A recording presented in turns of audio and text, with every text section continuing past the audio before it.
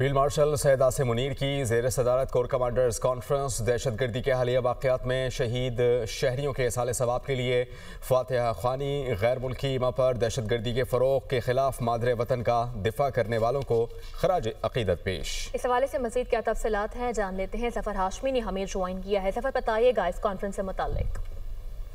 جی یہ 273ویں corps commander conference جو ہے وہ آج جی ایچ کیو میں chief of army staff chief of defence forces field marshal Syed Asim Munir کی زیر صدارت منعقد ہوئی۔ اس اجلاس میں جو ہے وہ مسلح افواج اور قانون نافذ کرنے والے اداروں اور دہشت گردی کی حالیہ واقعات میں شہید ہونے والے معصوم شہریوں کے لیے ایصال ثواب کے لیے فاتحہ خوانی کی گئی۔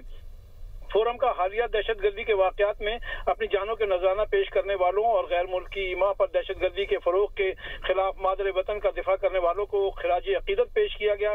آرمی چیف اور چیف آف ڈیفنس فورسز نے پاکستان کی مسلح افواج کی غیر متزلزل جرأت، پیشہ ورانہ مہارت اور قربانیوں کو زبردست خراج تحسین پیش کیا۔ Army chief of defence forces نے حالیہ مہینوں میں ملک میں انٹیلیجنس پر مبنی انسداد دہشت گردی کی جو کارروائیاں ہیں ان میں افواج پاکستان کے جو پرعزم کاوشیں ہیں ان کو بے حد سراہا۔